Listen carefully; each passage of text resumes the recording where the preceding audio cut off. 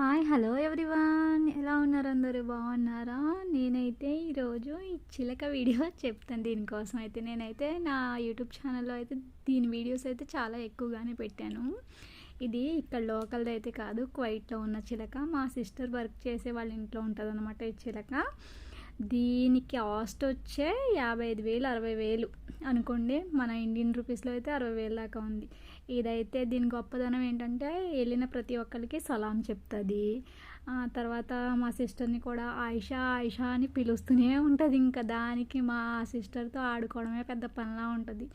దాన్ని కానీ జనాలు వచ్చినప్పుడు వదిలితే ఇంకా సామాన్లు పాడేసి తెగ అల్లరి అయితే చేస్తుంది. నేను కూడా వీడియో కాల్లో సలాం చెప్తే నాకు చెప్తుంది. స్లో నక్షక్ బార కంటే పెద్ద యాక్టింగ్ చేస్తూ ఉంటుంది, అరుస్తూ ఆయిషా ఆయిషా అంటూ ఉంటుంది, సలాం అంటుంది. చాలా మాట్లాడుతుంది. అది అరబీ కంట్రీ చిలక కదా, అరబీయే వచ్చు దానికి. మామూలుగా అయితే హిందీ తెలుగు అలాంటివి అయితే ఏమీ రావు.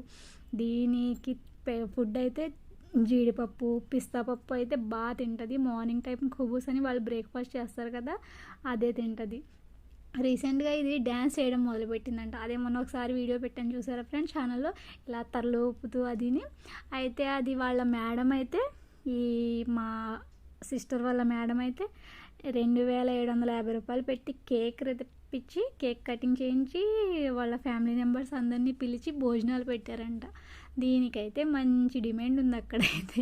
మన ఇండియాలో మనుషులకి లేదు కానీ దీనికి మాత్రం మామూలు రాజభోగం కాదు. దీనికి భలే ఉంటుంది. చిలకైతే మాత్రం నాకు భలే ఇష్టం. మీకు ఎలా అనిపించిందో చూసి చెప్పండి ఫ్రెండ్స్.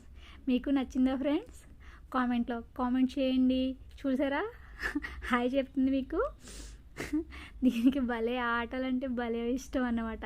ఇంకా ప్రతిసారి దానికి కూడా ఒకళ్ళు ఉండాలంటది. అది దానికంటూ ఒక పని మనిషి కావాలేమో. ఇంకా ఇంట్లో వర్క్దే చూసుకుంటారా, దీన్నే చూసుకుంటారా? ఇంకా చెప్పండి ఫ్రెండ్స్.